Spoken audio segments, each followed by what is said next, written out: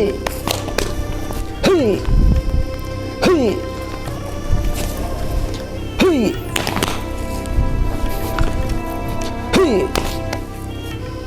Hei.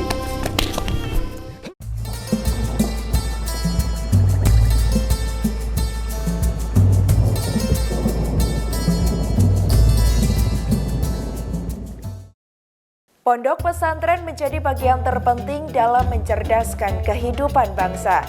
Selain berfokus memberikan pendidikan agama, pendidikan ilmu pengetahuan juga diajarkan di pondok pesantren. Pondok pesantren Al-Huda Doglo Boyolali salah satu pondok pesantren yang memiliki peran penting dalam mencetak kader penerus bangsa yang berbudi luhur dan memiliki pengetahuan luas. Pada saat bulan puasa seperti sekarang ini, kegiatan santri di Pondok Pesantren Al-Huda lebih padat dibanding biasanya. Mulai dari santri bangun sahur, kemudian dilanjutkan salat subuh berjamaah, yang kemudian diteruskan dengan kegiatan mengaji hingga pukul 9 malam. Setelah itu, kegiatan dilanjutkan dengan latihan rebana maupun pencaksilat.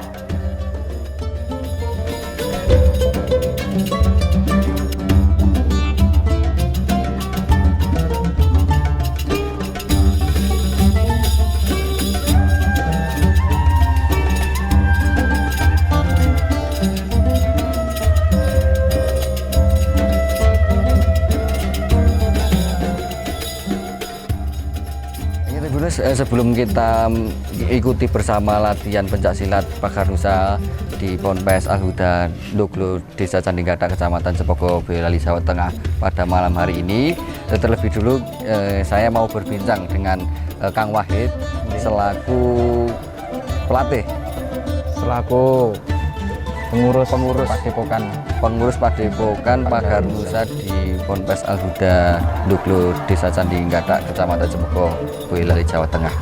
Oke, Kang Wahid, bisa dijelaskan untuk mengenai tujuan dari pagar seni bela diri Pagar Nusa ini sendiri apa, Kang Wahid? Untuk seni pencaksilat bela diri Pagar Nusa tujuannya yaitu adalah untuk pertama membentengi para ulama, kiai, dan bangsa juga negara, karena tujuannya dari Pagar Nusa itu. Kemudian yang kedua juga membekali para santri di kalangan-kalangan yang sekarang ini, kalau misalkan nanti ada hal-hal yang tidak diinginkan ketika di luar pesantren, dan santri pun siap untuk istilahnya untuk menanggapi itu semua, untuk menanggapi itu tadi. Sebagai bela diri ya, sebagai bela bukan diri. Untuk sebagai gagah-gagahan gitu. Bukan sebagai gagahan, bukan sebagai ajang untuk berlomba-lomba yang tidak. Karena di Pagar Nusa sendiri juga diajarkan tentang akhlakul karimah dan lain-lainnya.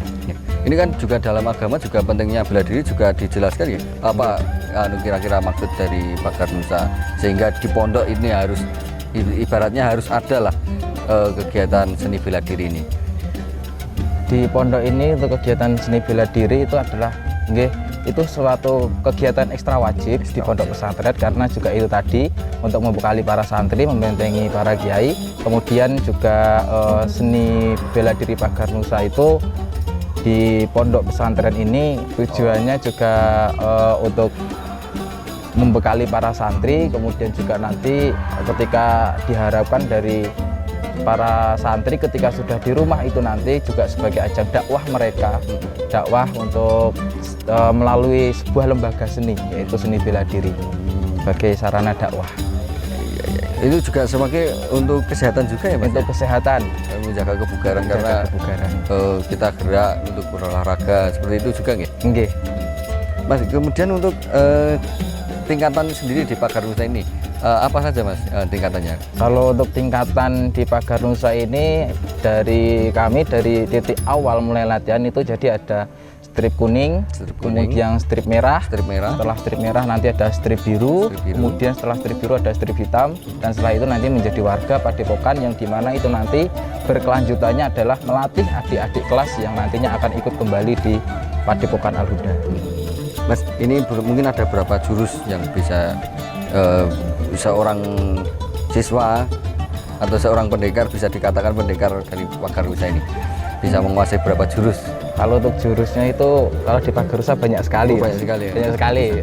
Untuk jadi untuk Pagar Nusa itu kan dulu tujuan dibentuknya Pagarusa itu adalah untuk merangkul semua perguruan yang ada di tanah Jawa terutama, yaitu dilakukan oleh beliau Kiai Haji Maksum Johari.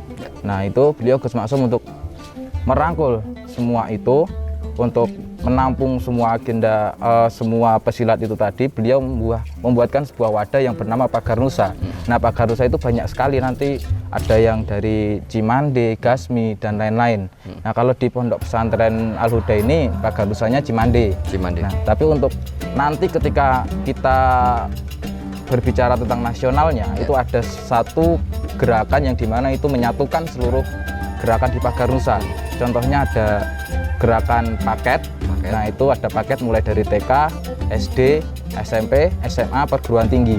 Nah itu baku sudah jurusnya, dan itu semua dari anggota Pagarusa harus bisa menguasai gerakan itu semua. Itu digunakan untuk menyatukan seluruh Pagarusa yang ada di Nusantara. Mas Kang, selain kegiatan ataupun latihan-latihan berbentuk fisik seperti jurus-jurus itu, mungkin ada latihan spiritual yang biasa dilakukan oleh di tradisi NU sendiri. Apakah itu juga ada di Pagarusa?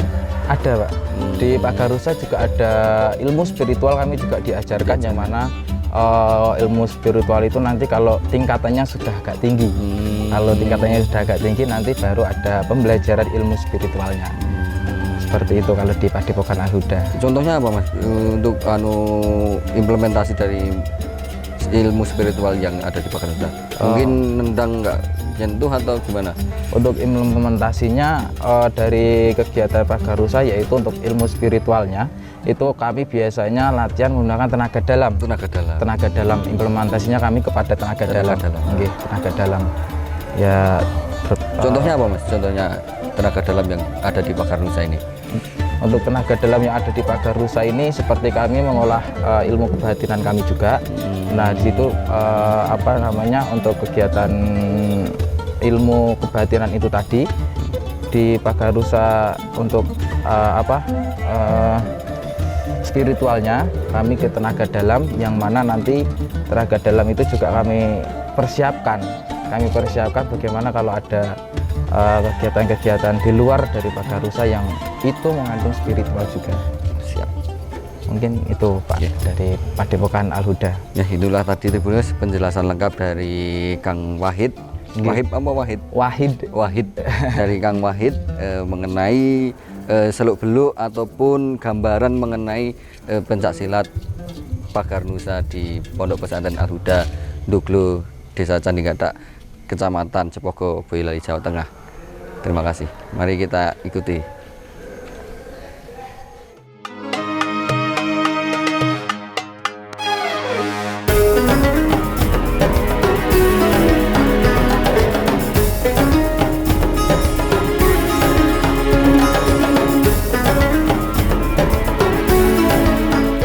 Salah satu tradisi dari pencak silat ini, Pagarusa ini, yakni adalah dilakukannya doa bersama zikir tahlil sebelum melaksanakan ataupun melakukan kegiatan pencak silat Pagarusa pada malam hari ini.